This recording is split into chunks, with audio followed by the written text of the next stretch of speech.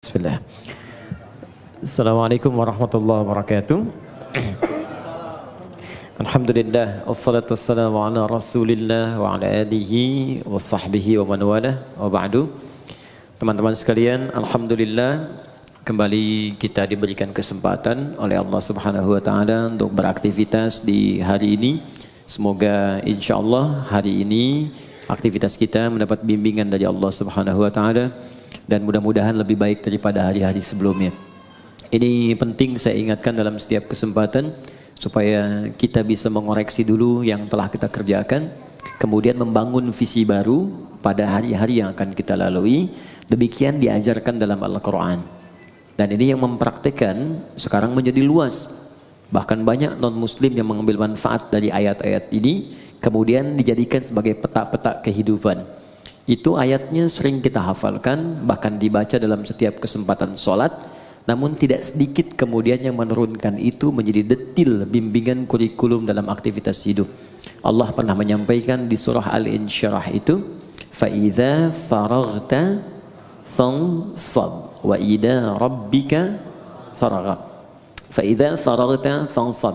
Jika engkau telah menuntaskan aktivitas di hari itu, maka kemudian siapkan untuk yang besok. Kalau Nabi biasanya malam-malam tuh beliau evaluasi dulu. Istighfar, mengevaluasi kekurangan diri, di rumah tangga apa yang kurang, bergaul dengan tetangga apa yang harus diperbaiki, bergaul dengan banyak orang apa yang harus dilengkapi. Dari situ kemudian beliau istighfar sampai 100 kali, 70-100 kali. Padahal sifat beliau itu maksum, dijaga dari salah. Hanya apa yang dikerjakan Nabi, kata Allah, sesungguhnya itu bukan sekedar untuk pribadinya beliau, tapi lebih banyak ditunjukkan kepada umatnya. Kalau Nabi kan dijaga dari berbuat salah, kalau kita tidak ada penjagaan. Karena itu diajarkan oleh Nabi setiap akan istirahat di malam hari, coba banyak mengoreksi diri. Manfaatnya tidur juga akan lebih enak. Ketika orang banyak merenung di kesempatan malam, sebelum tidur dia istighfar, koreksi diri, itu cenderung hatinya lebih tenang. Karena itu ketika dibawa tidur, tidurnya lebih rileks, lebih santai, lebih enak. Beda ketika orang masih mengumpulkan persoalan dalam benaknya dan belum melahirkan ketenangan dalam jiwanya. Beda antara solusi dengan tenang itu lain. Ya, tenang itu belum tentu mendatangkan solusi seketika. Tapi ketika ketenangan itu tiba, walaupun solusi belum datang, tapi jiwanya semakin nyaman. Karena itu di dalam Al-Quran sering diajarkan amalan-amalan yang diantara manfaatnya membuat jiwa kita tenang. Ya, contoh, Allah menyebutkan orang yang sering berzikir itu hatinya tenang. Quran surah 13 ayat ke-28. Ala bizikrillahi tatma'innul qulub. Kata Allah, ala, yakinkan pada jiwamu, aku informasikan dengan kuat, bizikrillahi, dengan banyak berzikir kepada Allah. Ba-nya di sini musahabah, membangun kedekatan. Jadi kalau orang mencoba dekat dengan Tuhan, ingin mendekat kepada Allah, dia banyak berzikir, tatmainnul qulub, maka dampak zikir itu akan berpengaruh kepada ketenangan jiwa. Nah, bagaimana cara berzikir? Diberikan detilnya. Baca Quran itu zikir.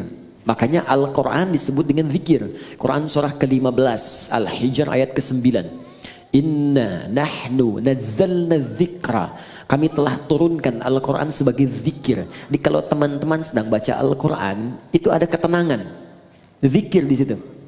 Makanya silahkan kalau Anda tidak percaya, silahkan ketika Anda sedang gelisah, pekerjaankah di kantor, di rumah tangga ada masalah, alih-alih Anda kemudian adu argumentasi atau hanya menuliskan persoalan di media sosial, bikin status yang tidak kunjung tuntas, kenapa kemudian tidak Anda alihkan dengan berwudu, membuka mushaf, baca Quran? Ini jaminan. Demi Allah saya katakan, ketika Anda praktekkan, kata Allah saya berikan ketenangan. Ambil wudu, buka mushaf, baca. Walaupun solusi belum tiba, hati cenderung tenang. Bahkan ada orang-orang yang jangankan baca, dia mendengar Al-Quran saja, itu ada kekuatan dalam jiwanya. Itu ada di Quran surah ke-8 ayat kedua. Innamal mu'minuna alladzina idza dzukirallahu wajilat qulubuhum wa idza tuliyat alaihim ayatuhu zadatuhum imana wa ala rabbihim yatawakkalun. Orang beriman itu kalau dia disebutkan nama Allah, ada getaran dalam jiwanya. Dan kalau dibacakan ayat-ayat Allah, bertambah keimanannya dan semakin dekat hubungannya dengan Tuhan. Tawakalnya kuat. Dikata Allah, kalau Anda nggak sempat baca misalnya, atau kesulitan membaca, buka murotal. Teman-teman di jalan sambil Anda ke pekerjaan, ya, Anda ingin tenang, alih-alih mendengar atau membaca yang tidak jelas, buka murotal. Dengarkan. Minimal itu akan membawa ketenangan pada jiwa, kata Quran. Ada bacaan Quran, ada sholat. Sholat itu disebut zikir. Quran surah ke-20 ayat ke-14. Ya innani anallahu la ilaha illa ana fa'budni wa aqimis sholata li dzikri. Kata Allah, saya Allah, tidak ada Tuhan selain saya. Sembah saya. Cara menyembah saya, tunaikan sholat sebagai zikir. Karena itu banyak dulu orang-orang yang ketika sedang gelisah, ada masalah, dia memilih untuk berwudu. Ada yang datang ke masjid, ada yang sholat di rumahnya, minta solusi, minimal ketenangan tiba. Doa bagian dari zikir. Ya, Quran surah ke-7 ayat ke-205. Wadhkur rabbaka fi nafsika tadarruan wa khifatan wa dunal jahri minal qaul. Silahkan kau berdoa sebagai zikir. Karena itu orang berdoa cenderung tenang. Nah, ini disatukan saat kita akan tidur. Silakan Bapak Ibu cek. Bukankah saat akan tidur berdoa? Ya kan? Bukankah saat akan tidur diajarkan baca ayat-ayat? Ya, kalau yang mula-mula diajarkan 3 kul itu, Al-Ikhlas, Al-Falaq, An-Nas, Qul huwallahu ahad, Qul a'udzu birabbil falaq, Qul a'udzu birabbin nas. Tambah ayat kursi supaya tidak diganggu oleh setan saat tidur. Ya, ingat, kita tidur, setan datang dalam tidur. Ya, datang dalam tidur. Makanya kalau ada mimpi buruk, Nabi mengatakan dia diganggu oleh setan. Ya, untuk itu kita meminta pencegahan kepada Allah yang tak mengantuk. Ingat, setan tak tidur, Allah tak ngantuk. Maka kita meminta bacakan ayat kursi. Ya, lempar dia dengan ayat kursi. Allahu la ilaha illa huwal la ta'khudhu sidatun wala naum. Ya, lempar dengan ayat kursi.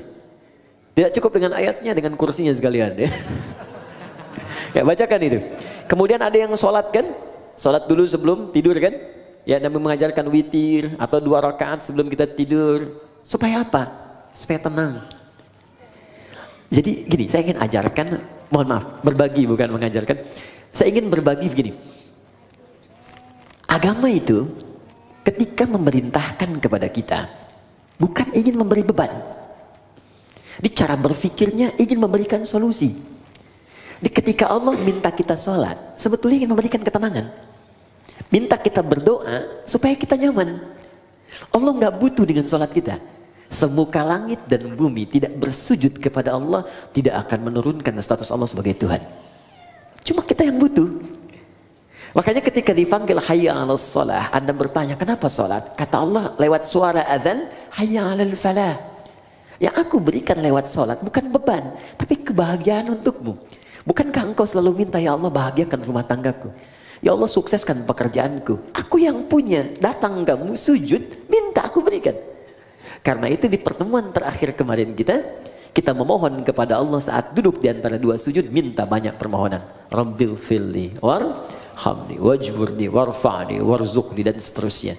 Minta kasih sayang, minta perlindungan, minta rizki, minta rahmat, minta kesehatan, dan seterusnya. Karena Allah yang punya. Pertanyaannya, kenapa banyak orang meminta dalam sholat kemudian belum ada yang terkabul, atau satu dari sekian banyak belum dicapai? Boleh jadi ada yang belum maksimal dalam sholatnya, atau ada dari bacaan dan gerakan sholat itu yang belum dipahami dengan baik, sehingga maknanya tidak teresap ke dalam jiwa. Karena itu kita teruskan sebentar manfaat dari apa yang kita pelajari lewat sholat. Kita masuk ke pertemuan sekarang, sujud bagian kedua.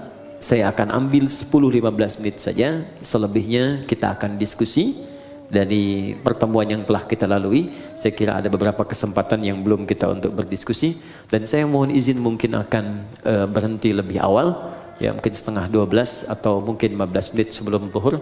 Saya bisa pamit lebih dulu karena ada hal yang harus saya kerjakan kemudian. Jadi kita maksimalkan pertemuan ini untuk membahas 10-15 menit bagian sujud yang kedua. Setelah itu kita coba buka diskusi. Anda yang ingin ditanyakan atau sempat terlewatkan dari awal wudhu sampai dengan ke bagian sujud itu, pertanyakan kemudian, karena setelah itu kita akan masuk bab bagian ketiga terakhir. Tiga terakhir kita akan bahas tahiyat. Ya, jadi cara tahiyat, baik tahiyat pertama ataupun terakhir plus bacaannya.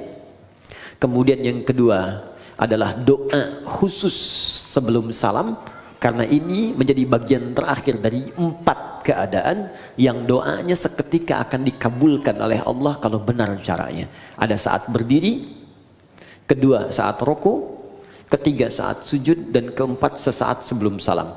Untuk yang ini saya akan berikan perhatian lebih karena jarang banyak orang fokus di sini, saking ingin cepatnya selesai sholat. Jadi baru tahiyat udah pengen salam gitu kan. Makanya Allah taruh tuh di bagian terakhir sebelum salam, ada peluang saat kita membacakan doa itu seketika kalau benar doanya bisa dikabulkan.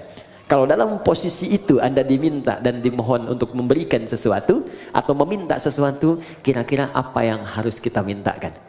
Kan dulu ada tayangan di TV dalam 1 jam harus menghabiskan uang sekian, bingung kan mau beli apa aja.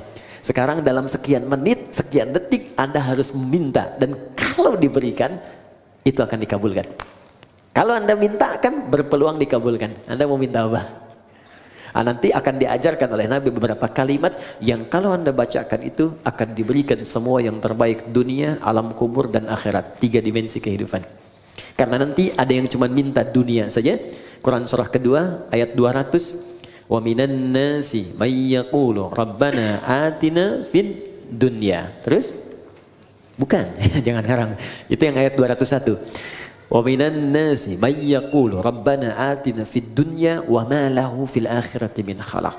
Ada dari sekian manusia yang orientasi hidupnya cuma minta dunia saja. Yang penting dunia sukses. Dia nggak berpikir akhirat. Akhirat gimana nantilah. Alam kubur nanti aja. Pokoknya dunia saya pengen raih dulu nih. Dia yang paling hebat, popularitas harus paling tinggi, kedudukan paling hebat, harta paling banyak. Itu aja. Gak ada yang lain. Tapi ada yang hebat di ayat 201-nya. Wa minhum may yaqulu rabbana atina fid dunya hasanah wa fil akhirati hasanah wa qina adzabannar. Dia merasa saya akan pulang. Saya akan wafat. Saya nggak akan selamanya di dunia. Dan saya sudah diperlihatkan orang-orang yang wafat di hadapan saya. Bahkan saya yang memandikan, saya yang menyolatkan, saya yang mentalkinkan. Dan saya yakin besok lusa, saya yang wafat. Dan saya punya keyakinan besok ada kehidupan setelah saya wafat. Karena itu saya siapkan amalan-amalan yang hasilnya saya akan nikmati kemudian hari. Maka orang ini punya visi untuk akhiratnya, bukan hanya sekedar untuk dunianya. Maka dia siapkan, saya pengen dunia nikmat dan akhirat nikmat. Ini rumus dalam Al-Quran. Ketika Anda mengejar akhirat, maka dunia akan ikut di belakangnya. Gak akan rugi. Karena akhirat itu, dunia pasti nempel. Tapi kalau Anda ikut dunia, akhirat belum tentu mengikutinya. Contoh begini, zakat itu kan akhirat kan? Zakat akhirat ya, bukan dunia. Awas. Tapi bagaimana Anda bisa berzakat kalau nggak ada dunianya? Oke, Anda mau zakat 25 juta. Zakat itu kan 2,5%. Berarti Anda harus punya berapa? 1 miliar kan? 1 miliar untuk berzakat 25 juta.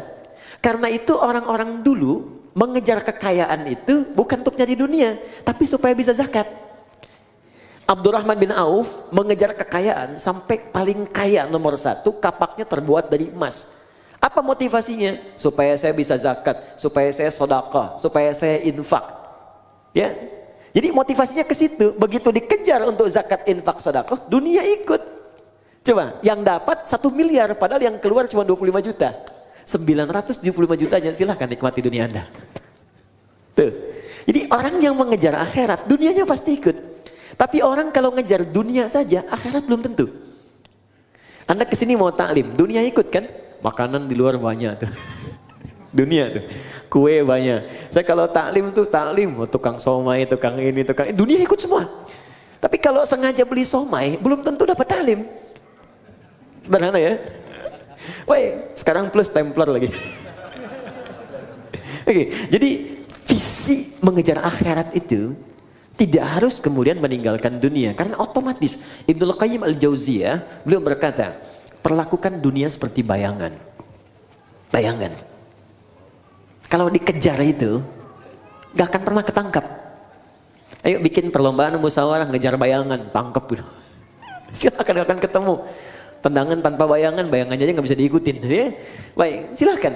Maka kata Ibnu Qayyim Al-Jauziyah, cara menangkap bayangan jangan dikejar. Berbalutlah Anda, berjalanlah, maka dia akan mengikuti.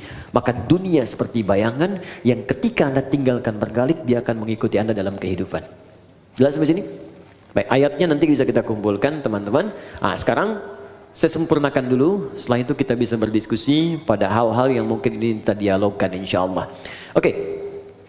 Sujud yang pertama, kita diminta oleh Allah kemudian untuk merendahkan diri kita, menyempurnakan penghambaan kita kepada Allah Subhanahu wa taala.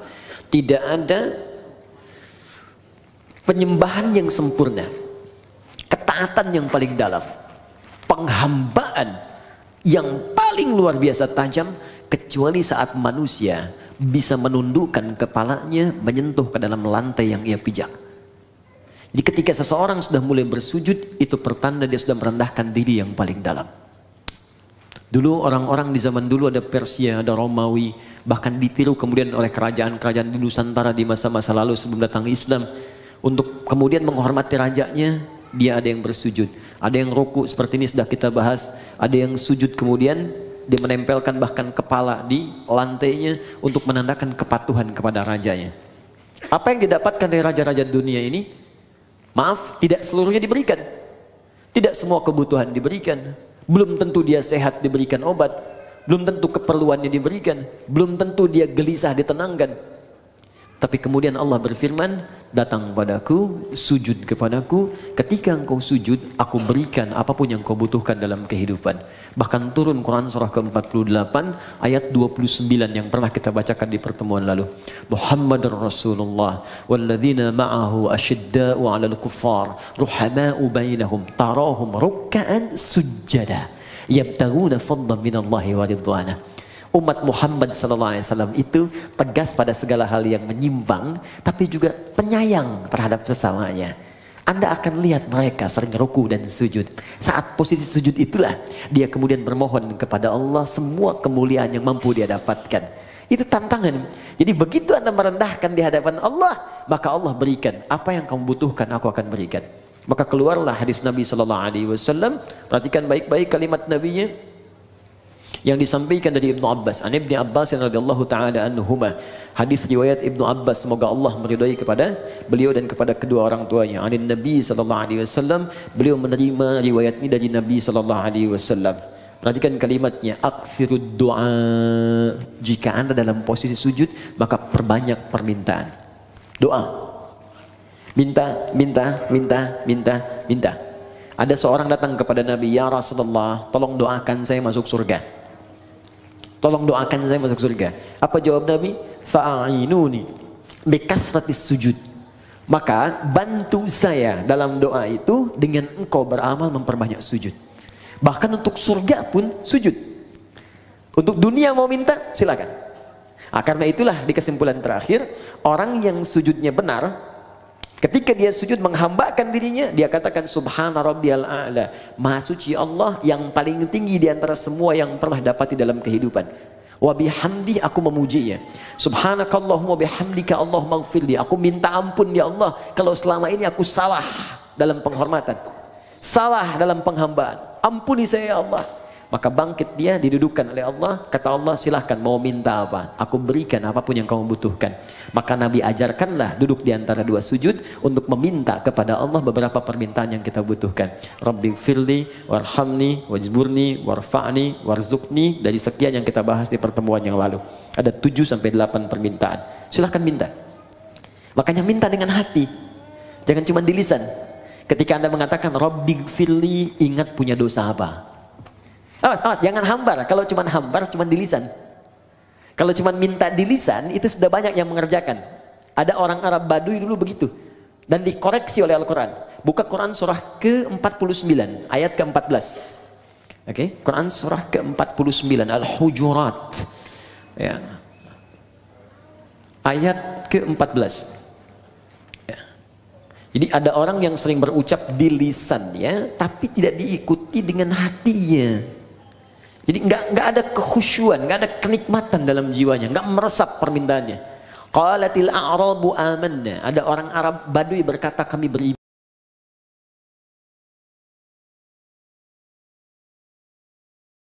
Pas mau nanti ngafani, beli kain kafan. Kalau enggak saya yang belikan sendiri. Ya pokoknya semua beli. Kain kafannya nyata. Terus siap-siap yang mau jadi volunteer dari sekarang ya disiapkan. Nah, siapkan ya, nanti kita siapkan cara ngafanin bagaimana. Kemudian nanti baru terakhir setelah itu menyolatkan. Ya, terus nanti kita berikan tambahan cara mengangkat sampai masuk ke liang lahat seperti apa. Ya. Terakhir. Untuk hari ini, nanti saya cukupkan di sini, setelah itu kita dialog. Ya. Dalam sujud yang kedua, kita sujud, fikihnya, kalau bicara fikih bukan hikmah, maka dikerjakan mutlak seperti Nabi menunjukkan. Ya, sallu kama ra'aitumuni usalli, salatlah kalian seperti melihat aku salat. Jadi fikihnya, setelah kita duduk di antara dua sujud, sujud kembali. Posisinya seperti yang pertama, menempel 7 plus dengan tambahan hidung. Ya, 1 kening, kemudian 2 telapak tangan, 2 tambah 1 3, kemudian 2 lutut, 3 tambah 2 5, kemudian jemari di 2 kaki, tambah 2 7 plus dengan hidung. Ya, kalau kita benar sujudnya, maka otomatis hidung kita pun akan menempel. Ini kalau tempat sujudnya bersih. Seperti di sini karpet sejadah. Tapi kalau Anda sedang keluar, ya, di pantai, naik ke gunung, diduga misalnya kurang bersih, maka tidak mutlak harus menempelkan hidung, diangkat boleh. Jelas ya?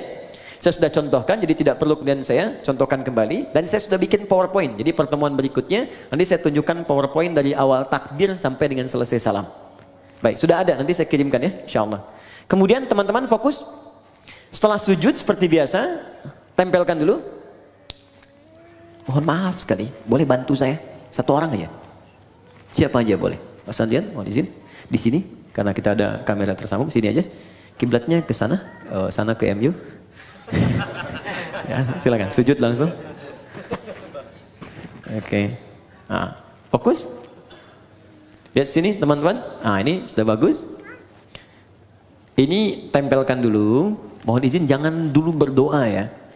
Jangan dulu berdoa. Ingat sampai kata Nabi, famakin sujudaka, sempurnakan dengan baik dulu sujud secara caranya, baru berdoa.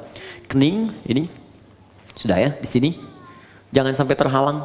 Ingat pakai peci itu untuk menutup rambut. Jadi kalau kira-kira rambutnya pendek atau tidak ada rambut sama sekali, tak pakai peci pun gak ada masalah. Jelas ya? Baik. Kemudian ini di telapak tangan 2. Ini agak dibuka ya. Sudah cukup baik, agak dibuka. Yang penting nggak ke sini ya, cukup di sini. Agak dibuka sehingga tidak dirapatkan ke sini. Ini hati-hati, ada yang dilarang oleh Nabi, jangan kau tempelkan ini siku di sini sehingga menutup diafragma. Di saat sedang sujud kan darah dipacu kencang dari jantung ke otak. Begitu kita tempelkan di diafragma itu bisa terhambat, bisa meninggal orang kalau terlalu lama. Dibuka. Ilustrasinya kata Nabi sampai anak kambing bisa lewat. Ingat anak kambing itu kan zaman Nabi orangnya besar-besar. Ya, jadi wajar lewat, itu cuma ilustrasi bahasa kiasan. Maksudnya ada ruang di sini, bukan Anda ukur. Mama sini, sholat yang benar. Anak kambing mana? Anak kambing. Tidak ya. Ini 2 lutut sini. Kemudian ini ditutup, bukan dibuka begini. Sudah saya terangkan, ditutup begini. Ini sudah bagus. Nah, sudah seperti ini baru berdoa. Nah, biarkan nikmat dulu, tekan sampai di kepala ini terasa enak, di kening. Ini masih hidup ya. Ya. Alhamdulillah. Jadi tenang dulu, enak. Setelah merasa, biasanya awal-awal pusing. Awal-awal pusing biasanya. Nanti setelah itu enak. Baru berdoa. Bangkit. Alhamdulillah. Nah, sudah duduk di antara 2 sujud, kan? Kemudian sujud kembali seperti tadi yang pertama. Baik, ini yang kita lakukan serupa. Jadi fikihnya tidak ada yang berubah. Sujud kedua sama seperti sujud yang pertama. Secara fikih. Bacaannya pun tidak berubah. Sama. Ya, subhana rabbiyal a'la atau subhana rabbiyal a'la wa bihamdi atau subhanakallahumma bihamdika Allahumma ighfirli. Silahkan dipilih. Jelas. Tapi ingat pesan saya baik-baik.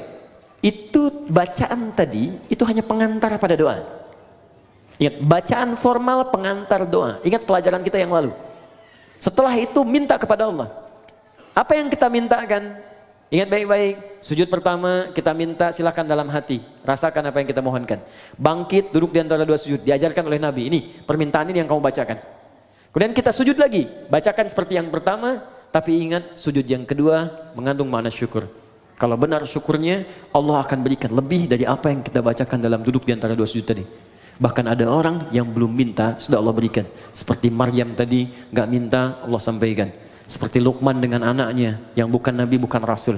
Seperti Umar pernah mendapatkannya. Seperti Abu Bakar pernah meraihnya. Seperti Ali pernah mendapatkannya. Bukan Nabi, bukan Rasul, tapi mendapatkan kemuliaannya. Paham sampai sini?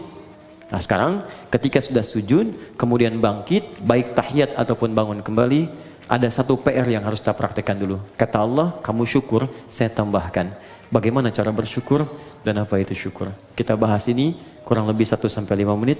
Setelah itu kita cukupkan, kita buka untuk diskusi. Sepakat? Oke, silakan Mas. Jazakallah khair. Syukur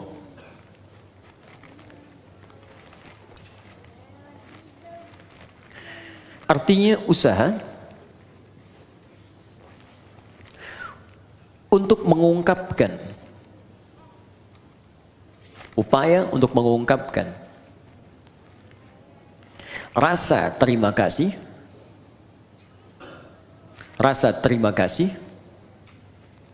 dan kebahagiaan. Upaya untuk mengungkapkan rasa terima kasih dan kebahagiaan atas nikmat yang diperoleh, upaya untuk mengungkapkan rasa terima kasih atau kebahagiaan atas nikmat yang diperoleh. Perhatikan bagian ini rahasianya. Perhatikan bagian ini.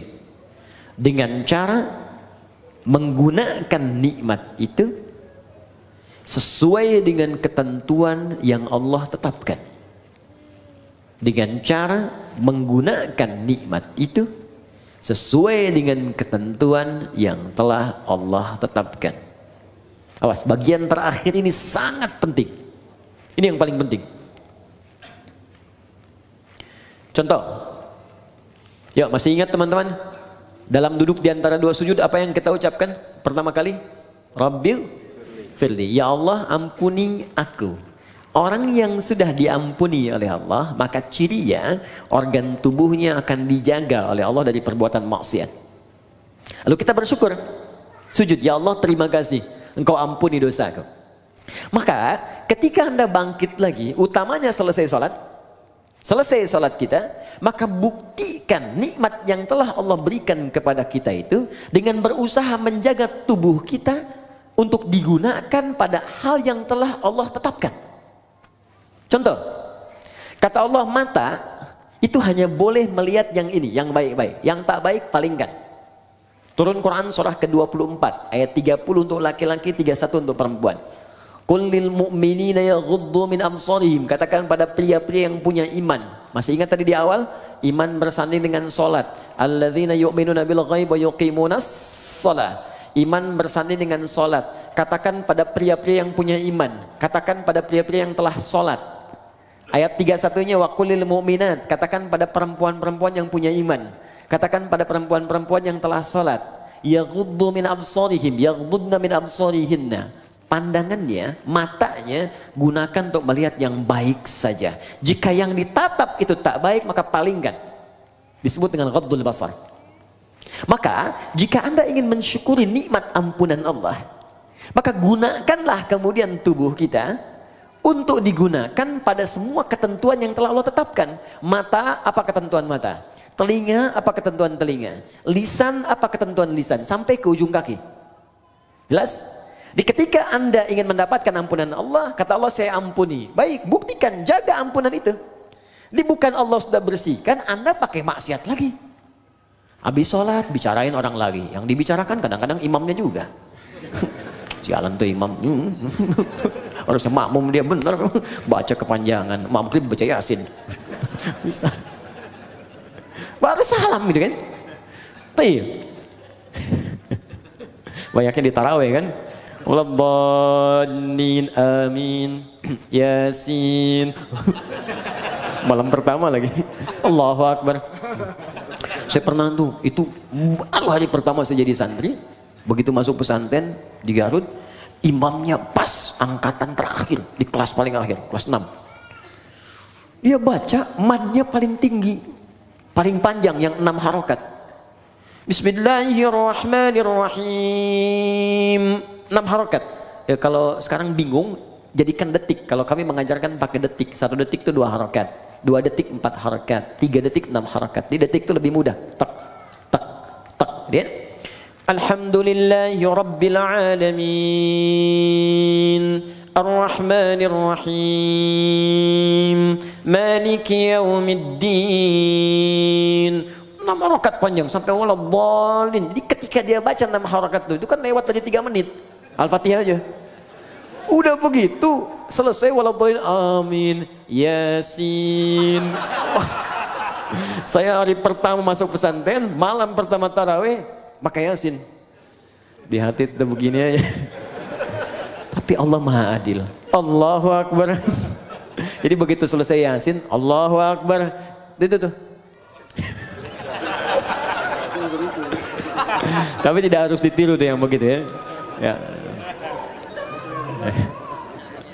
Oke, lihat balik sini. Teman-teman fokus. Jadi begitu caranya. Ya, telinga jaga, lisan jaga. Jadi jangan sampai saat sholat diampuni, habis sholat maksiat lagi. Ini menunjukkan ada yang salah dalam sholatnya. Tuh, sampai nangis anak-anak tuh. Banyak yang begitu. Ya sayang, nggak apa, mau coklat. Oke. Ada berapa? 1 orang? Tolong ke belakang. Rizki. Saya tutup. Kalau ini standar ya. Ini yang sering orang keliru. Rizki bisa materi, uang, benda, pakaian, kendaraan, makanan, rumah, dan sebagainya. Oke, kita praktek dulu, fokus, praktek dulu. Kita minta warzuqni, ya Allah berikan aku rizki. Allah jawab. Dan kadang banyak orang tidak sadar, mungkin kesuksesan yang Anda dapatkan sekarang, itu atas doa Anda saat sholat. Anda pengen punya kedudukan, kata Allah saya berikan.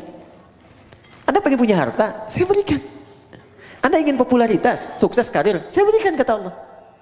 Tapi berapa banyak yang Allah berikan atas doa yang dimintakan dan dikabulkan itu kemudian yang disyukuri. Anda sujud, bangun, kata Allah syukuri. Sekarang pertanyaannya, ada orang yang bisa mensyukuri rezeki sampai-sampai Allah ditambah terus, tambah.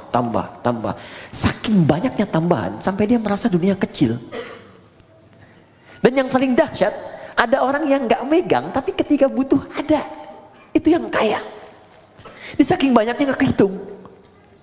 Mau makan, ada makanan. Pengen beli buah, ada yang beliin buah. Ada makan, ngajak teman malah dibayarin. Ya, jadi apa yang dia kerjakan tuh Allah cukupkan, cukup. Tapi dia aja nggak punya beban. Ya, nggak capek, kendaraan nggak ngurus-ngurus. Mau berangkat ada yang jemput. Kadang-kadang dia telunjuk tangan begini, taksi berhenti. Gitu kan? Wah, pokoknya luar biasa lah. Betul, pas bayar dibayarin. Nah, bagaimana cara mendapatkan rumus-rumus dimudahkan oleh Allah? Kata Allah syukuri. Nah, kembali ke konteks tadi di awal, syukur itu menggunakan nikmat yang Allah berikan sesuai ketentuan yang Allah tetapkan. Contoh, maaf, saya tidak bermaksud untuk menyampaikan hal-hal yang kurang berkenaan, tapi ini untuk introspeksi kita. Allah katakan, cari pakaian untuk menutupi aurat. Anda minta, ya Allah warzuqni, berikan saya rezeki. Kata Allah, ini saya kasih. Oke, dari pemberian itu Anda berikan pakaian. Kata Allah, bentuk syukur dari pakaian itu engkau gunakan untuk menutupi aurat. 1. Berapa banyak kemudian dari hamba yang Allah berikan rezeki itu justru membeli pakaian yang membuka auratnya. Orang tuanya tertutup tapi anaknya terbuka. Jadi kalau dari kecil Anda tanamkan kepada anak, diberikan pakaian yang membuka auratnya, ya bagaimana saat dewasanya? Itu baru pakaian. Yang kedua, silakan lihat. Kata Allah, gunakan pakaian itu untuk engkau gunakan menampil dengan sempurna saat ibadah. Menghadap kepadaku dengan pakaian yang indah. Turun Quran surah ke-7 ayat 31. Ya bani Adam khudhu zinatakum 'inda kulli masjid. Hei anak cucu Adam, jika ada panggilan dari masjid maka kenakan pakaian terbaikmu. Saya mau tanya, panggilan apa yang muncul dari masjid? Salat. Allahu akbar, Allahu akbar. Makanya orang khusyuk itu di pertemuan yang lalu masih ingat? Ketika dia akan menghadap Allah, dia kenakan pakaian terbaiknya. Allah yang panggil. Antum ini dapat undangan Sabtu Ahad yang ngundang manusia, tampilan luar biasa. Ada yang pesan dulu, jasnya dibikin dulu, sepatunya juga bikin dulu, mereknya ditampilkan dulu, hanya untuk penuhi undangan manusia yang belum tentu memenuhi kebutuhan kita, yang belum tentu memberikan solusi pada persoalan kita. Diundang makan cuma sekali, nambah nggak bisa, ya. Solusi belum tentu hilang. Untuk menghadapi manusia saja, tampilan kita luar biasa. Kata Allah, kenapa ketika aku undang tampilan kau biasa-biasa saja? Kan kurang adil, Bu, Pak, teman-teman. Yang paling unik yang dipakai di olahraga, itu pula yang dipakai dalam sholatnya. Ada yang dipakai kemudian rekreasi, itu pula yang dipakai dalam sholatnya. Apakah salah? Tidak, sah menurut hukum. Tapi untuk bentuk syukur yang sempurna, itu belum paripurna. Jelas sampai sini? Baik. Saya kasih rumus begini. Ini rahasia. Tapi saya coba dan hasilnya luar biasa. Baik, fokus baik-baik ya. Jadi begini. Kalau kita dapat rezeki, sekali lagi ini rahasia. Kalau kita dapat rezeki berupa materi, rumus cepatnya pakai dulu untuk ibadah. Pakai untuk ibadah dulu. Sehingga pertama hisab kita akan ringan di hadapan Allah. Ya. Saya biasanya kadang Allah titipkan kasih pakaian lewat si fulan yang kirim kain, kirim pakaian.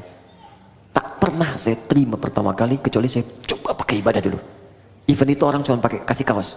Pakai sholat sunnah, pakai baca Quran, pakai sholat dulu. Maka apa yang terjadi? Karena semua benda yang akan kita kenakan itu akan bersaksi di hadapan Allah di hari kemudian. Ya, termasuk anggota tubuh. Al-yauma nakhtimu ala afwahim wa tukallimuna aydihim wa tashhadu arjuluhum. Jadi mulut dikunci, tangan kaki bersaksi, termasuk benda-benda yang kita pijak kita kenakan. Di surah Az-Zalzalah, idza zulzilatil ardu wa akhrajal ardu wa qala al-insanu yauma idzin tuhadditsu akhbaraha. Pada saat kiamat itu terjadi, akan ada hisab dan semua benda yang kita pijak, yang kita kenakan akan bersaksi di hadapan Allah. Bayangkan, teman-teman, ketika baju itu tiba-tiba berkata kepada Allah, ya Allah, saya bersaksi, saya pernah dikenakan oleh si fulan ini untuk sholat kepadamu. Ya Allah, saya bersaksi dikenakan oleh si fulan ini, ya Allah, bangun tahajud mengenakan aku. Allahu Akbar. Ya fulan, ketika aku berikan kepadamu nikmat berupa pakaian, apa yang kamu kerjakan? Ya Allah, saya bersaksi, pertama kali saya gunakan untuk memenuhi panggilanmu ke masjid. Maka sepatu itu berkata, benar ya Allah, Anda gunakan. Buka pintu, rumah Anda, masuk ke ruangan kamar Anda, buka kemudian lemari pakaian Anda, coba lihat setiap helai pakaian Anda, berapa banyak yang sudah digunakan untuk ibadah. Jangan-jangan ada di antara pakaian itu yang hanya dipakai untuk digunakan maksiat saja selama hidup. Maka saran saya, cepat tutupi dengan ibadah sebelum dia bersaksi di hadapan Allah dan memberatkan timbangan Anda pada keburukan. Anda sudah minta motor, sepeda aja belum bisa membawa Anda ke masjid. Ya Allah, aku pengen motor. Kamu ini gimana? Minta motor, beban kamu akan berat. Sepeda aja belum mampu mengantarkan kau ke masjid. Itu si fulan, sepeda dia nggak punya, motor nggak pernah mimpi, mobil nggak pernah berharap. Kakinya bisa dipakai mengantarkan dia ke masjid. Jarak dia ke masjid 2 kilo. Kamu cuma 20 meter ke masjid. Sepeda sudah saya berikan, motor sudah saya limpahkan, mobil saya anugerahkan, mereknya bermacam-macam, belum mengantarkan kau juga. Maka nikmat apalagi yang harus aku berikan kepadamu supaya engkau mau berangkat ke masjid itu. Jadi kalau ada teman-teman mengatakan warzukni, ini hati-hati ya. Anda meminta dalam sholat warzukni, ya Allah berikan aku rizki, dan sudah Allah limpahkan, tapi rizki itu belum mampu mendekatkan Anda kepada Allah, maka mesti berhati-hati. Jangan-jangan ada istidraj di dalamnya. Istidraj. limpahan yang terasa nikmat, tapi di balik itu ada kumpulan azab yang sedang menunggu.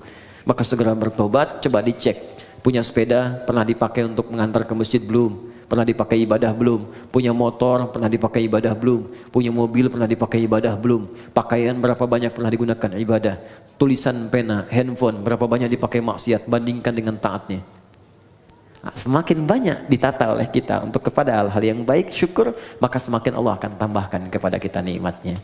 Itu gambarannya. Kalau ada yang macet di pertengahan, bukan karena dihambat, mungkin nikmat yang sudah ada belum dimaksimalkan untuk berbuat taat kepada Allah Subhanahu wa taala. Jelas sampai di sini? Oke. Karena itu kita cukupkan dulu sujud yang kedua, selesai kemudian tinggal aplikasinya. Ya, teman-teman, rezeki banyak ya. Ada anak-anak tuh, anak, cucu. Berapa yang sudah diinvestasikan pada kebaikan? Ingat, ketika Allah sampaikan jaga diri dari neraka, itu yang disebutkan pertama keluarga. Fokus, qu anfusakum wa ahlikum nara. Jaga diri dan keluargamu dari neraka. Diri keluarga, anak, pasangan, orang tua, ayah, suami, istri, selalu itu yang disebutkan. Itulah rezeki.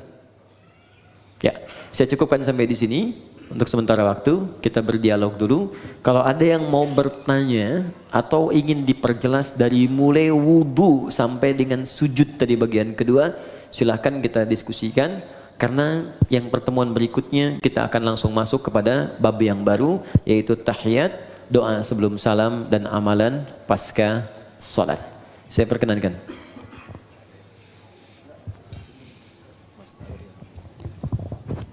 Ya, bismillahirrahmanirrahim, jazakallahu khair, Ustadz Adi Hidayat. Baik teman-teman, masih ada waktu kurang lebih sekitar 30-an menit. Kita gunakan semaksimal mungkin untuk tanya jawab. Mungkin yang pertama saya persilakan kepada saudara yang di sini. Ya, yang di sini dulu ya, sebentar ya. Nanti kalau ada yang sekiranya punya permasalahan pribadi, kurang nyaman untuk angkat tangan, boleh untuk lampirkan dalam secari kertas, nanti dibacakan. Silakan Ustaz. Assalamualaikum.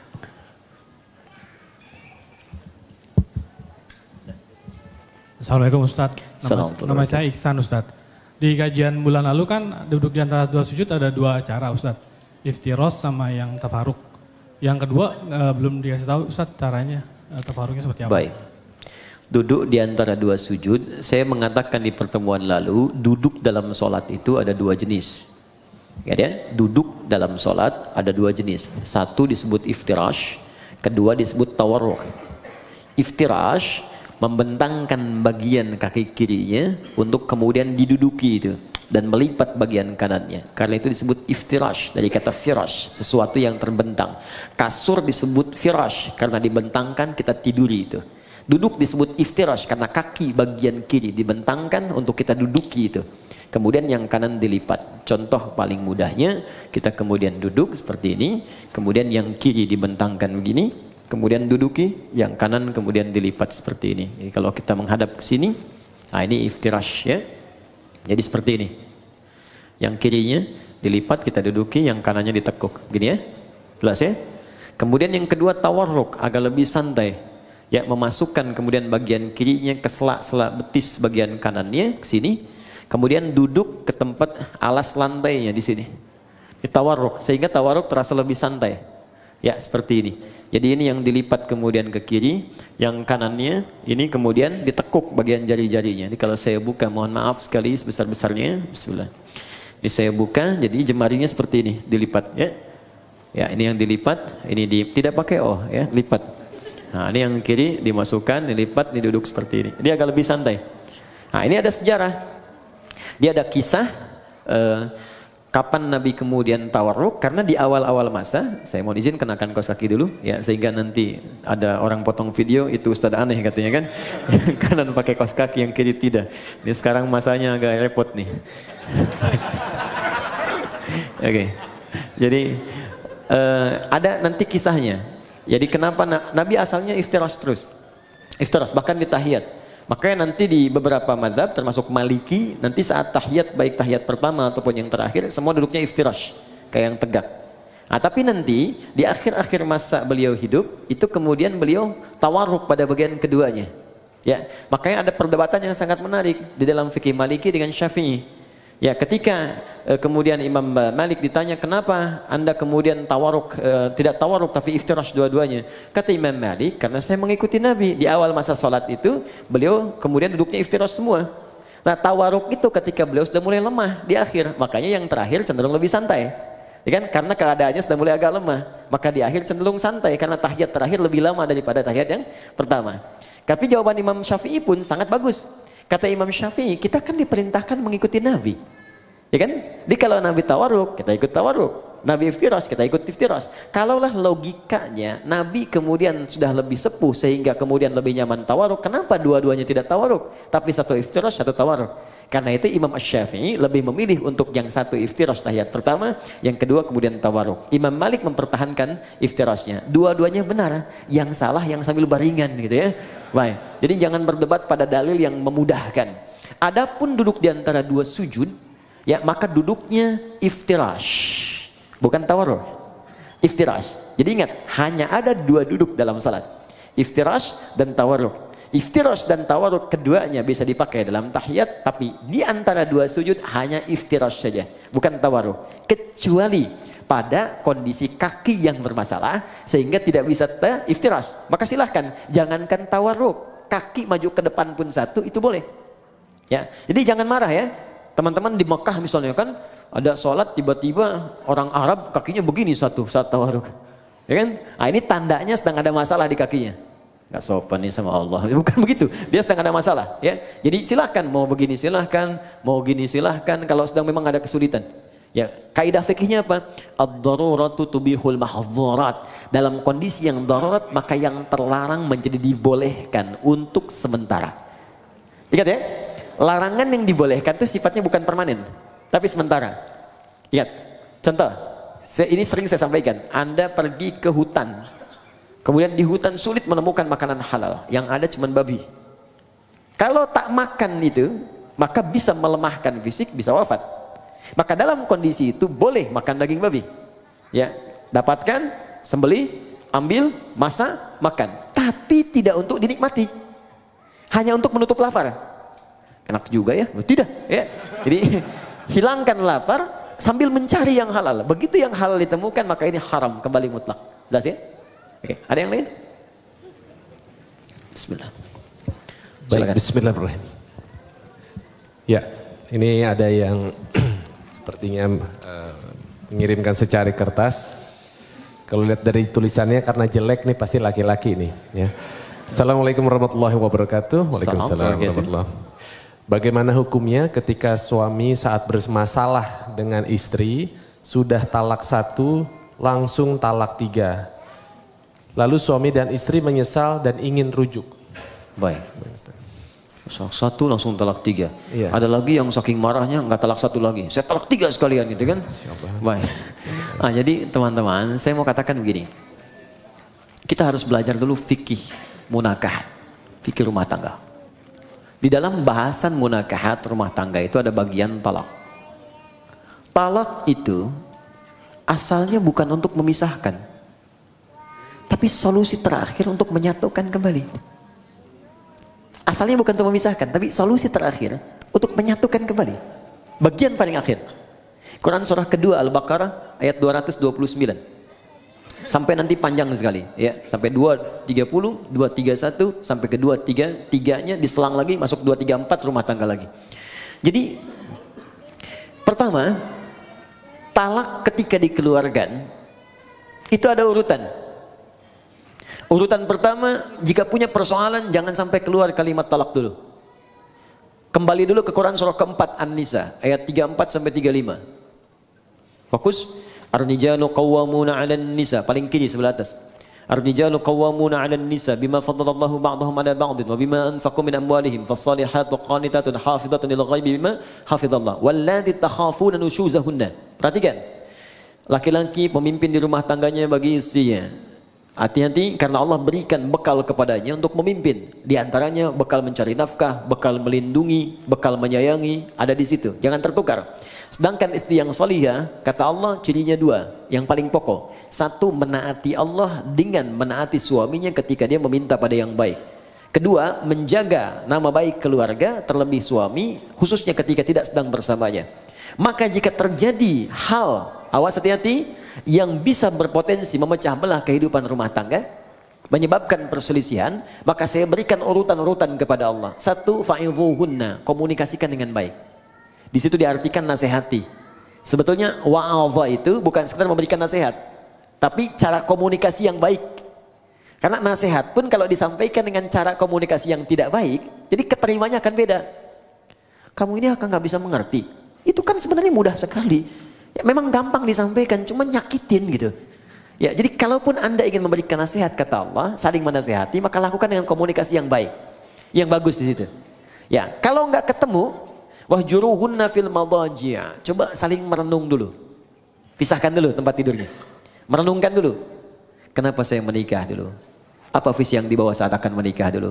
Apa harapan-harapan yang dibangun? Kenapa Allah saya pertemukan dengan si fulan? Kenapa dengan si fulan? Renungkan sampai di situ. Belum ketemu juga, maka cari orang ketiga yang bisa menjembatani.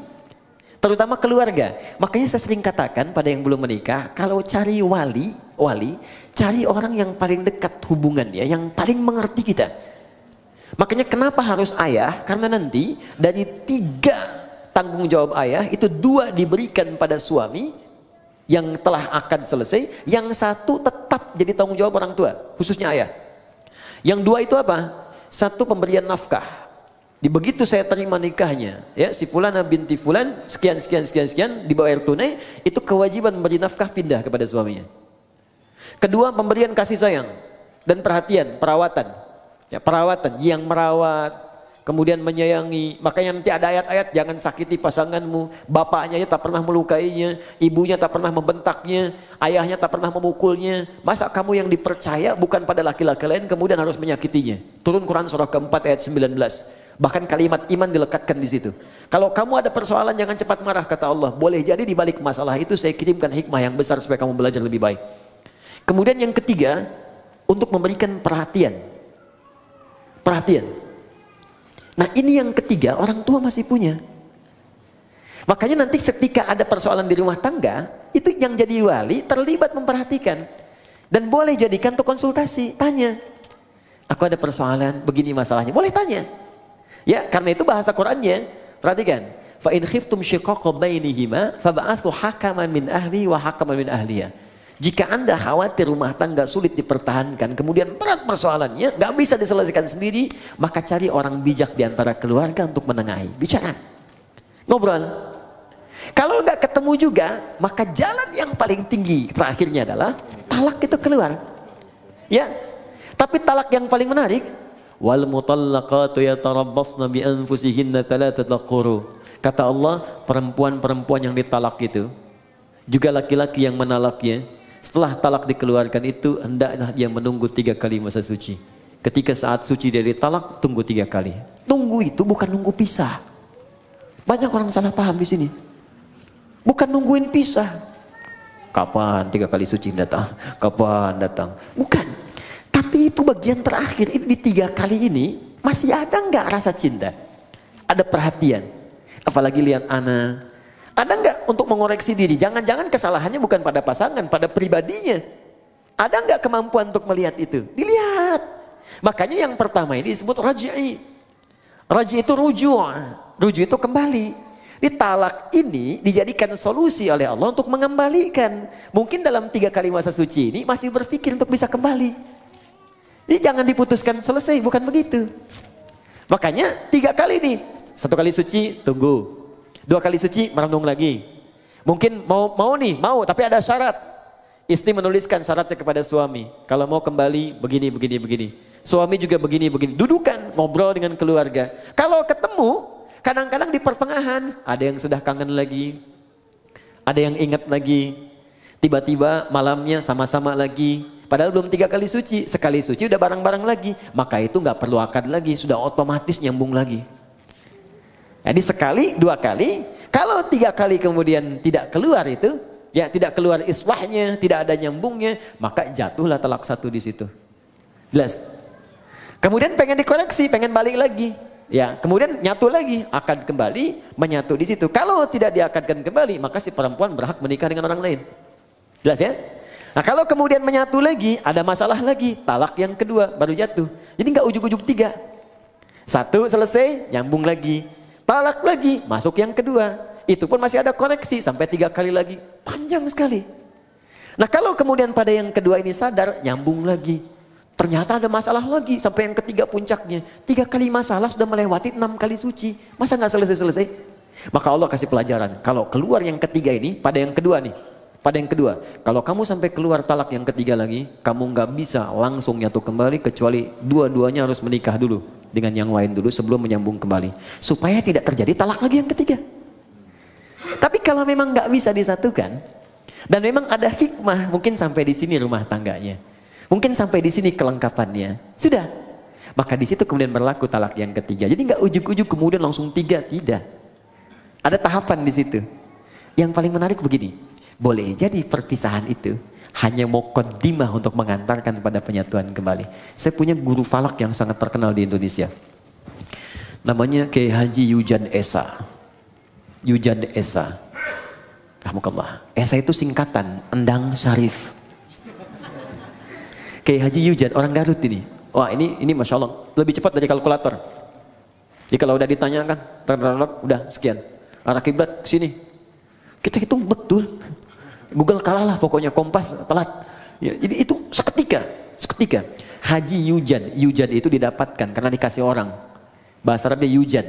Wajada yajidu Yujan. Dikasih orang, Haji Yujan. Haji saya dikasih sama Allah lewat orang itu. Maka disebutkan Haji Yujan. Hajinya dikasih orang. Saya nggak perlu bangga dengan semua itu karena ini pemberian Allah. Esa Endang Syarif. Maka dikenal dengan kayak Haji Yujan Esa. Baik. Silahkan kalau mau singkat. Nah, kemudian menikah. Sempat pisah. Tahu Anda apa yang terjadi? Sampai kemudian beliau menikah lagi. Istrinya yang pisah ini menikah lagi. Di akhir masa hidupnya, dalam keadaan sepuh, istri yang ini meninggal. Suami yang itu meninggal. Dan menyatu kembali yang tadi. Di masa tuanya. Menyatu kembali. Jadi kita tidak tahu rahasia apa yang Allah tetapkan di kemudian hari. Yang bisa kita jalani adalah apa yang terjadi di rumah tangga, ikuti ketentuan yang ditetapkan oleh Allah. Itu pasti solusi. Kalau punya masalah, duduk bicara, komunikasi yang enak. Terus perannya dilihat, Anda laki-laki, ini perempuan. Kalau perempuan kata Allah, datang kepada laki-laki. Laki-laki itu pemimpin. Masih ingat kata-kata saya? Ciri khas pemimpin itu apa? Ya, ciri khas pemimpin tidak mau dipimpin. Dia hanya menerima masukan, tidak menerima saran. Ya, jadi kalau masuk kepada pemimpin, masuknya harus dengan cara yang tidak langsung. Biasanya kalau tidak tanpa muqaddimah, papa sih begini-begini, balik lagi tuh. Tapi kalau kita masuk dengan cara yang lembut, Ma, saya mohon maaf kalau selama ini banyak salah, emang. Ya nggak apa-apa, terima aja dulu, nggak apa-apa. Iya, tapi mungkin Allah kirimkan papa untuk menyempurnakan apa yang kurang pada diri saya. Capek, nggak apa-apa. Ya memang hidup kita harus capek Pak. Ya tidak ada yang tidak capek. Kalau tidak capek mungkin kita sudah kembali kepada Allah. Saya bukan apa-apa, saya hanya takut ketika Allah tanya di kemudian hari, kenapa engkau tidak jaga pasanganmu dengan baik? Silakan Pak, kalau ada yang salah bisa dikoreksi. Saya siap, saya hanya khawatir sebelum pulang kepada Allah membawa beban yang tidak bisa saya selesaikan di dunia. Hari pertama diam, tapi malam dia akan berpikir. Tengah malam mungkin menangis. Besok-besok tiba-tiba datang kepada Anda. Ternyata saya yang punya salah mah. Tuh kan, bener kan saya bilang kemarin. Tapi itu bisa terjadi. Ya, sholat, dalam sujud minta, ya Allah sentuh hatinya ya Allah, berikan kebaikan pada jiwanya ya Allah berikan kemuliaan, engkau pasangkan dia kepadaku bukan pada yang lain ya Allah, maka mohon ya Allah ringankan hisabku di hari kiamat. Itu lebih mudah. Jelas ya? Dan itu insya Allah akan indah. Bu, ada satu ya teman-teman akhwat. Ini kisah nyata di masa lalu. Ini mungkin awet untuk rumah tangga. Jadi setiap suaminya mau tugas di masa lalu, dia selalu berdandan rapi dandan. Terus diantar sampai ke depan pintunya, sampai dilihat bayangannya hilang. Ya, dia cium tangannya, suami cium kemudian keningnya, dia berangkat sampai katakan dan selalu dibisikkan di telinganya, Pak sayang, kami mendoakanmu, insya Allah sukses pekerjaan. Tolong jangan cari yang haram. Karena kami satu detik pun tidak akan kuat di neraka. Kami sanggup menahan lapar seharian, tapi tak akan sanggup bisa berada di neraka walau sedetik. Dibisikkan di telinganya, jalan. Setiap pulang, dandan lagi yang rapi. Udah dandan, udah rapi, dan menariknya bawa sapu. Sapu. Bukan mau nyapu. Begitu suami datang, cium tangannya, duduk, makanan disiapkan lagi. Masya Allah, kalau bahasa kita, ayah sudah pulang, semoga Allah berikan segala kebaikan, kemuliaan, menghilangkan rasa penat. Aku mohon maaf, hanya ini yang terbaik yang aku bisa berikan. Kalau ada yang kurang-kurang kau marah, kau pukul pun silahkan, aku rela. Diberikan sapunya. Dan tidak pernah dalam hidupnya terjadi pertengkaran yang luar biasa. Masya Allah. Bisa seperti itu. Suami mau berangkat, kan? Siapkan, dandan, kirimin SMS, kan? Sayang, insya Allah lancar ya hari ini aktivitas. Yakinkan pada dirimu aku bersamamu dalam suka dan duka. Wah. Dijawab sama suami, kamu kenapa sehat? Oke. Itu terakhir. Assalamualaikum, saya ingin bertanya, jika mendapatkan rizki, sebaiknya dipakai umrah ibadah dahulu atau lebih diutamakan untuk kebutuhan terlebih dahulu? Karena takut kedepannya tidak cukup untuk memenuhi biaya hidup. Oke, teman-teman begini, jangan dipisahkan semua ibadah. Ya, memenuhi kebutuhan rumah tangga dan ibadah aspek yang lain secara ritual itu Allah sudah atur dengan sedemikian rupa. Contoh, Anda bekerja, dapat rezeki berupa harta benda tertentu dengan jumlah tertentu. Apa yang pertama kali harus dilakukan dengan harta ini? Turun Quran surah keempat ayat 34. Paling kiri sebelah atas. Infakkan lu untuk keluarga. Jadi pertama keluarga. Jelas?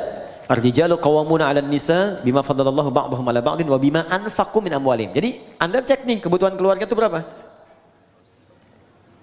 Dalam sebulan cek berapa. Dapat 80 juta, kebutuhan 40 juta dari keluarga. Masih ada lebih kan? Makanya kelebihan ini sudah Allah ukur. Allah tetapkan nisab namanya. Jadi ada nisab di situ. Setiap ada 85 gram emas dengan nominal sekian, emas itu akan terus naik kan? Sesuai dengan masanya. Masa Nabi mungkin kurang dari 1 juta, naik lagi. Sekarang 1 gram udah 700 ribu. Ya kan? Baik, jadi ini kurang lebih sudah 60 juta ke atas.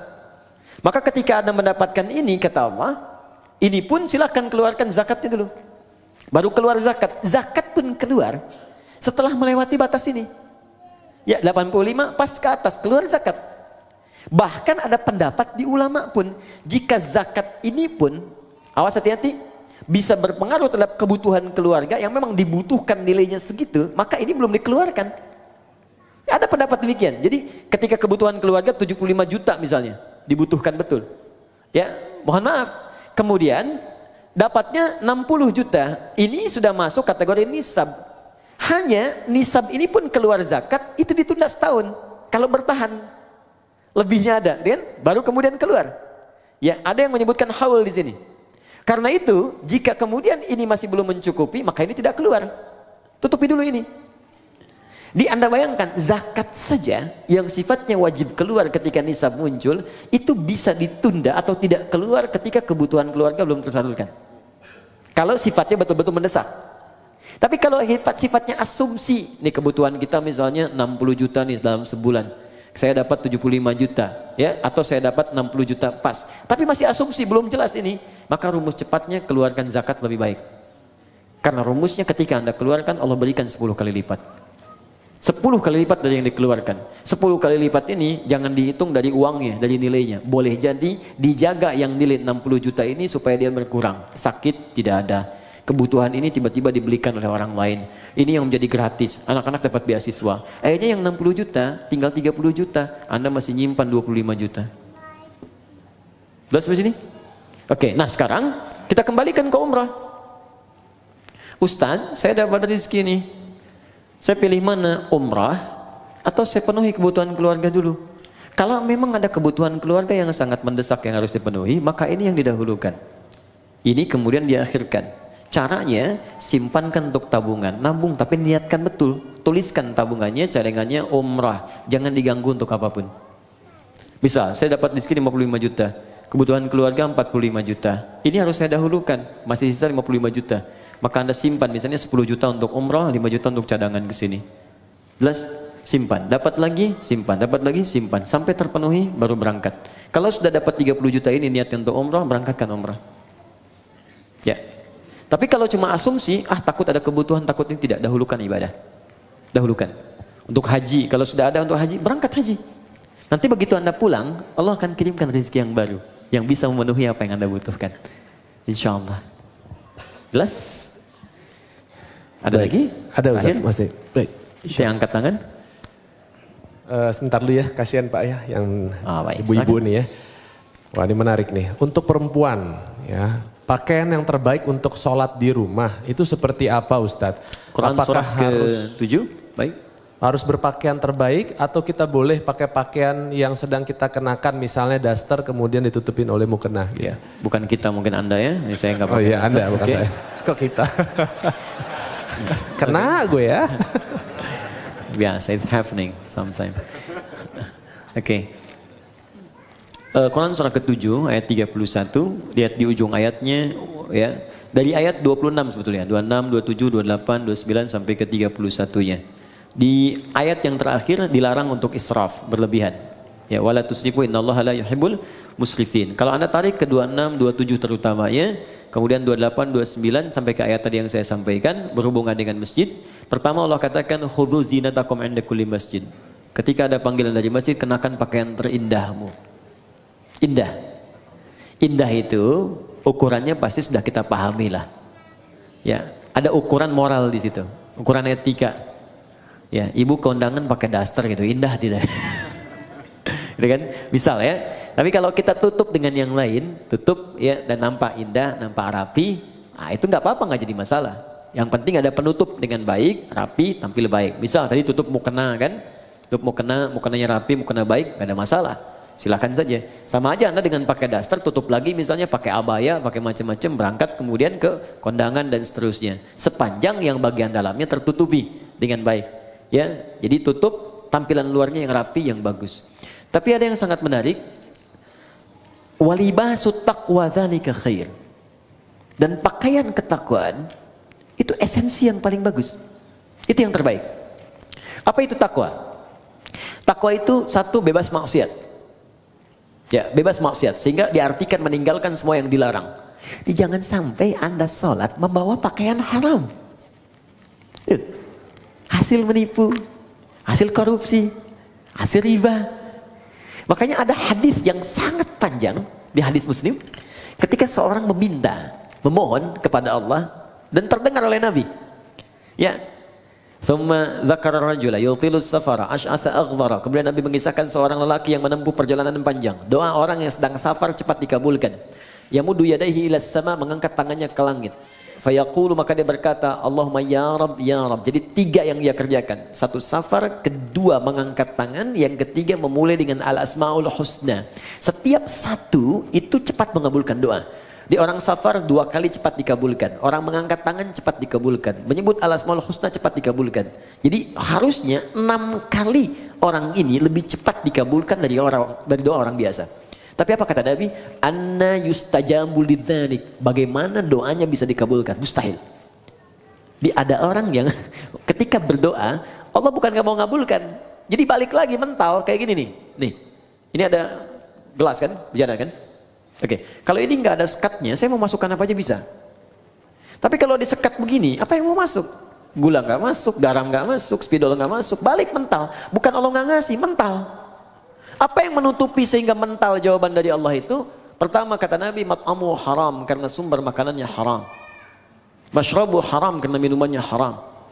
Malbasu haram karena pakaiannya haram. Wa ghudhiya biharamin, dan perangkat hidupnya haram. Anna yustajabu lidzalik, bagaimana itu bisa dijawab doanya?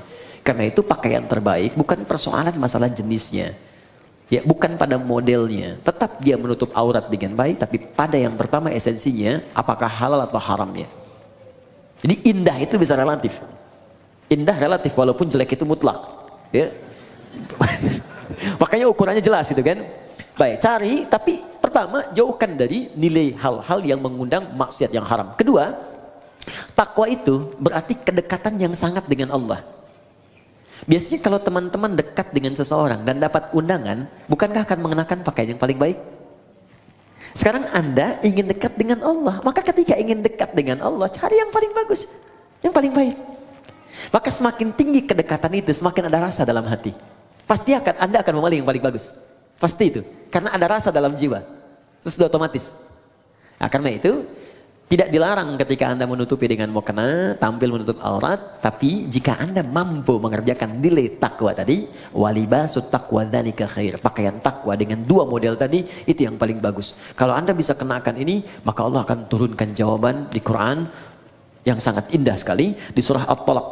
Ya, surah At-Talaq ayat kedua sampai ketiga, di akhir ayat kedua, di awal ayat ketiga.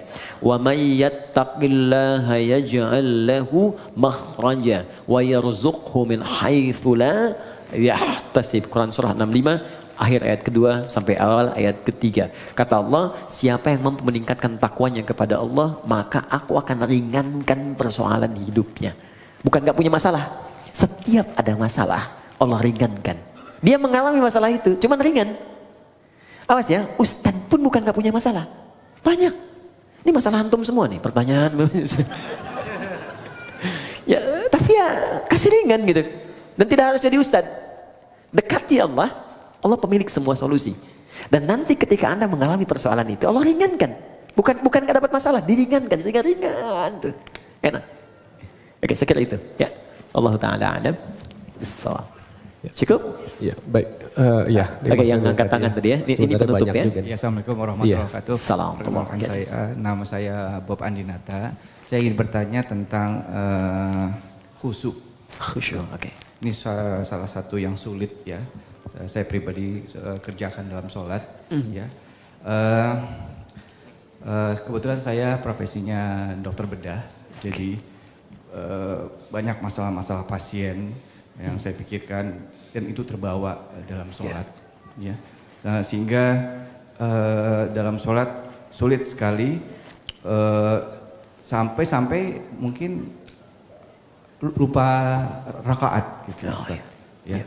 Nah, seandainya begitu mungkin ada kiat-kiat apa yang Ustadz bisa berikan, bagaimana saya bisa khusyuk dalam sholat. Mungkin tadi ceramah Ustadz juga bahwa kita harus memahami bacaan, memahami, tapi saya sudah mencoba untuk menghafal apa segala, tapi mungkin sulit bagi saya untuk menghafal bacaan-bacaan Al-Quran tersebut. Yang kedua, jika saya lupa ini rakaat, itu bagaimana? Ya, sujud sahwi ya Ustadz ya. Bagaimana tata caranya seandainya kita lupa tentang rakaat tersebut. Dan yang terakhir mengenai pertanyaan yang terakhir tadi mengenai pakaian yang didapat yang haram, ya itu seandainya saya mendapatkan sesuatu yang haram, apa yang harus saya kerjakan? Apakah saya harus buang pakaian tersebut? Apakah saya harus berikan apa gimana? Begitu. Ya. Terima kasih. Waalaikumsalam warahmatullahi wabarakatuh. Baik, pertanyaan dari Dr. Bob tentang persoalan khusyuk dalam sholat. Memang khusyuk itu masalah yang luas, universal. Tidak tersekat ke dalam profesi dokter bedah saja. Tukang kredit ketika sholat bisa ingat kreditnya. Yang mau arisan bisa ingat tuh, ya ini giliran siapa menangnya. Semua. Karena itu di hadis Nabi menyebutkan umum. Ada dua penyebab orang tidak khusyuk. Pertama, faktor setan. Ada setan khusus menggoda orang sholat. Namanya khanzab. Ada yang menyebut khinzib. Setan itu banyak jenisnya. Nanti mungkin bagus juga kalau kita belajar fikih setan. Ya, supaya tahu cara menghindarinya. Ya, kita nanti belajar jenis-jenis setan. Ada setan di rumah tangga. Ya, ada di Quran surah kedua ayat 102. Namanya dasim. Ada setan di pasar. Itu yang kalau ke mall pulang-pulang masih inget tas belum dibeli. Ada banyak. Ya, ada setan di tempat-tempat musik, ada banyak macam-macam. Ya, nah ini kembali ke setan yang goda orang sholat. Nanti saya sampai ke jawabannya. Jadi Nabi mengatakan dalam salah satu hadisnya, Bima makna idza kabbara, kalau seorang sudah mulai takbir, kemudian faqala syaitanu, maka setan sudah mulai berbisik di benaknya. Udzkur kada, ingat ini, ingat itu. Itu ke semua. Kalau kita belum takbir, itu biasa Pak. Gak akan ingat tentang bedah, tentang pasien, tentang macam-macam. Tapi ketika Anda mulai takbir, Allahu Akbar, mulai ingat. Gunting tadi letaknya di mana? Ini ada yang belum dibedah, ini ada yang muncul semua. Berarti normal. Normal. Karena setannya betul menggoda. Ya, datang tuh. Baik. Hatta la yash'ural musalli kam raka'atan yusalli. Sampai-sampai ada orang salat yang tidak ingat berapa rakaat sedang ia kerjakan itu. Berarti benar kan hadis Nabi-nya? Dan kita semua umumnya hampir mengalami itu. Maka apa solusinya? Maka yang pertama sebelum sholat diminta kita untuk berlindung kepada Allah, berniat dengan benar. Innamal a'malu binniyat, semua amal bergantung pada niatnya. Maka kalau kita khawatir waswas, fasta'iz billah, minta perlindungan kepada Allah dari godaan setan. Boleh ta'awudz, a'udzubillahi minasyaitonir rajim. Ada yang baca An-Nas, ya, qul a'udzu birabbin nas, minta kepada Allah perlindungan. Itu boleh dilakukan. Ini bagian pertama. Dan ulama di sini nggak ada persoalan memohon kepada Allah perlindungan sebelum sholat, karena sholat dibuka dengan takbir secara bacaan, kemudian ditanamkan dengan niat.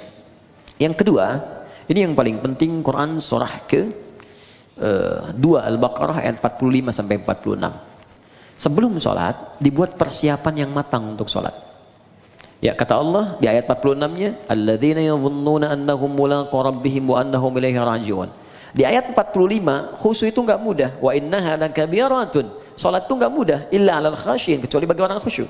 Siapa orang khusyuk ini? Ternyata khusyuk dimulai sebelum salat. Bukan saat sedang salat. Jadi ada tahapan khusyuk dimulai sebelum salat. Apa persiapannya? Tadi, yadhunnuna annahum mulaqu rabbihim. Satu, orang khusyuk itu orang yang merasakan dalam jiwanya akan menghadap kepada Allah. Karena itu ketika akan menghadap kepada Allah, kata Allah, kenakan pakaian yang bagus. Kamu dapat undangan dari orang lain, pakaian bagus. Dapat undangan dari sang pencipta, kenapa pakaian biasa-biasa? Makanya pakaian itu cenderung juga mengondisikan kita untuk bisa nyaman dalam sholat. Silahkan cek, pakai kaos oblong, ya, dengan pakai baju koko, sama-sama sah menutup aurat. Tapi rasanya lain kan? Ya kan? Oke, kemudian yang paling menarik, di ujungnya, wa annahum ilaihi raji'un. Tenang sebentar. Kalau Anda mendengar kalimat raji'un, raji'un, raji'un, apa yang terbayang? Inna lillahi wa inna ilaihi raji'un. Nah, dalam sholat itu ketika kan sholat, kalau ingin khusyuk kata Allah, rasakan mungkin ini sholat terakhir yang Anda kerjakan dalam hidup. Mungkin wafat dalam sujud. Apa yang Anda pikirkan membedah orang kalau Anda wafat sekarang? Apa yang Anda pikirkan tentang gunting, tentang segalanya, tentang selang, tentang infus? Kalau Anda wafat sekarang, apa yang mau Anda kerjakan kata Allah? Percuma pikirkan semuanya. Maka Nabi sering katakan sebelum sholat, sallu sholatan muwadda'. Sholatlah engkau seakan-akan sholat ini jadi perpisahan dalam hidupmu. Ya, sholat, siapkan. Rasakan, mungkin ini sholat terakhir. Makanya panggilannya kan panggilan adzan. Adzan, an-nida, panggilan. Oke, saya ganti namanya. Andi, ada namanya di sini? Tidak ada. Baik, kalau tidak ada, oh ada. Baik. Kalau ada saya ganti dulu. Asep ada? Ada. Ah, pasti nggak ada. Suneo. Nggak ada kan? Ah, pasti nggak ada. Suneo dipanggil Allah. Apa artinya? Kita dipanggil tiap hari. Adi dipanggil Allah, Bob dipanggil Allah, Hasan panggil Allah, Andi panggil Allah. Allahu Akbar, dipanggil kan? Mungkin sholat itu panggilan terakhir dalam hidup kita. Kalau kita sudah merasa itu panggilan terakhir dalam hidup, boleh jadi di situ kita akan mulai merasakan kenikmatan untuk pasrah kepada Allah. Kalau wafat dalam sujud itu. 2. 3. Ada isyarat di Quran surah ke-29 ayat ke-45. Utslu ma uhiya ilaika minal kitab. Sebelum sholat baca dulu, pahami dulu, rasakan dulu semua makna bacaan dan gerakan dalam sholat. Wa aqimis shalah, baru tunaikan sholat dengan sempurna.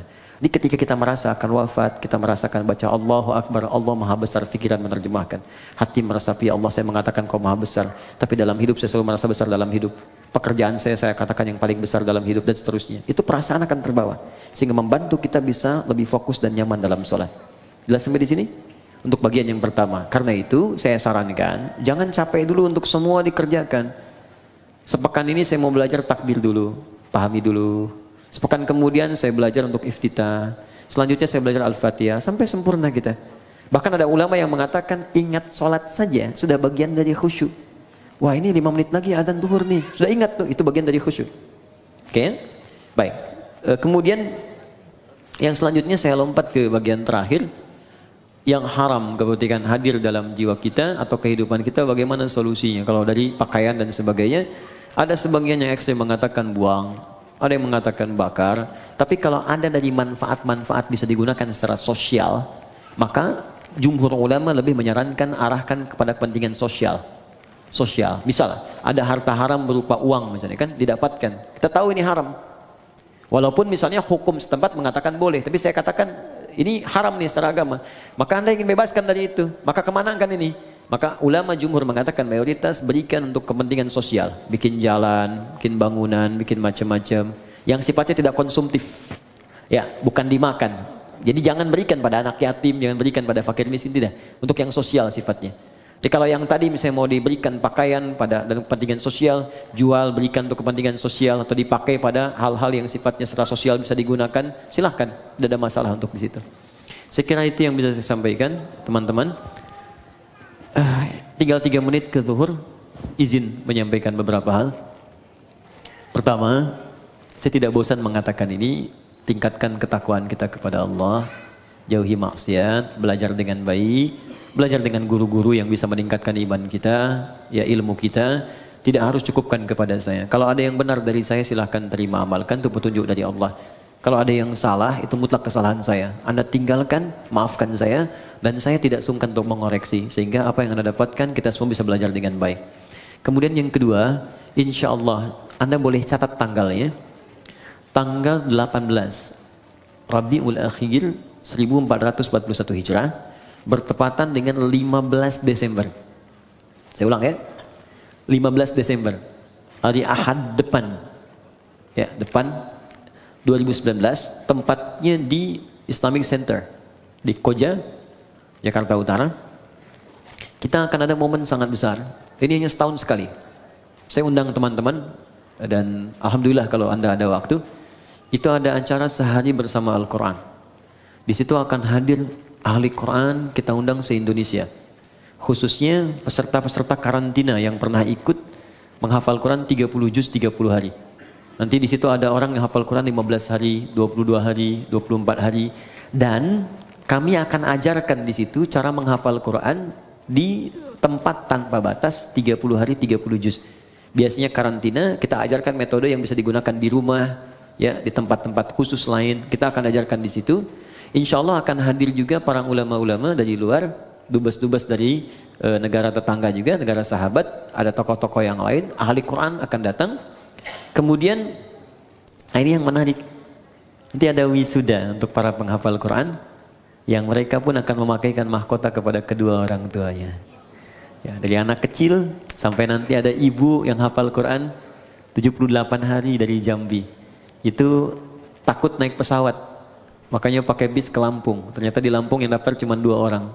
Akhirnya ke Bekasi. Dan suaminya mengatakan kalau belum hafal jangan pulang dulu. Ya, sampai hafal selesai khusus untuk ibu itu nanti yang pakaikan mahkotanya suaminya insya Allah. Nah, dan nanti biasa ketemu dengan ahli-ahli Quran, keluarganya bagaimana. Ada anak kecil saya belum buka sampai sekarang. Saya nggak mau anak itu diekspos terlalu jauh sehingga kehilangan Qurannya.